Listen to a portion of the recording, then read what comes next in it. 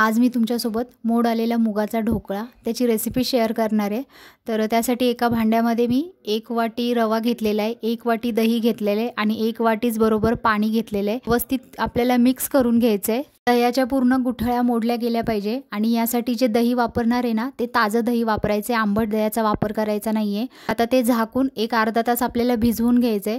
आता मिक्सरच्या भांड्यामध्ये मी सेम वाटीनेच 1 वाटी मोड आलेले मूग घेतलेले आहेत, हिरवी मिरची, आलं आणि जिरे घालून त्याचं 2 ते 3 चमचे पाणी घालून पेस्ट बनवून घेतलेली। जास्त बारीक पेस्ट बनवायची नाही आपल्याला। आता अर्ध्या तासानंतर आपले पीठ भिजलेलं आहे, त्याच्यामध्ये हे मोड आलेल्या मुगाची पेस्ट जी बनवली आहे ती पेस्ट घालायची आहे। चवीनुसार मीठ घालायचं आहे आणि 1 टेबलस्पून तेल घालायचं आहे। 1 टेबलस्पून म्हणजे आपले पोह्याचे 2 चमचे। तर तेल घालून हे व्यवस्थित सगळं एकजीव करून घ्यायचं आहे बॅटर। ज्या ताटामध्ये मी ढोकळा वाफवून घेणार आहे तर त्याला मी तेल लावून ग्रीस करून घेते व्यवस्थित। तर जे आपण ढोकळ्याचं बॅटर बनवलेलं आहे त्याच्यामध्ये इनोचं जे सॅशे मिळतं ना त्यातलं अर्धच आपल्याला याच्यामध्ये घालायचं आहे आणि एकजीव करून घ्यायचं आहे आणि लगेचच हे बॅटर आपल्याला ताटामध्ये घालायचं आहे, कारण की आपलं इनो जे घातलेलं आहे ना ते ॲक्टिव्ह झालेलं असतं आणि त्याच्या अगोदरच आपल्याला ज्या भांड्यामध्ये किंवा ज्या कढईमध्ये तुम्ही वाफवणार आहे ढोकळा त्याच्यामध्ये पाणी घालून उकळायला ठेवायचं आहे। आता याच्यावरती मी थोडीशी मिरची पावडर घातलेली आहे म्हणजे ते दिसायला कलरफुल दिसेल। थोडीशी बारीक चिरलेली कोथिंबीर सुद्धा वरून घातलेली आहे। आता मी कढईमध्ये पाणी गरम करायला ठेवलं होतं 15 मिनिटं आधी। त्याच्यामध्ये हा ढोकळ्याचं ताट ठेवलेलं आहे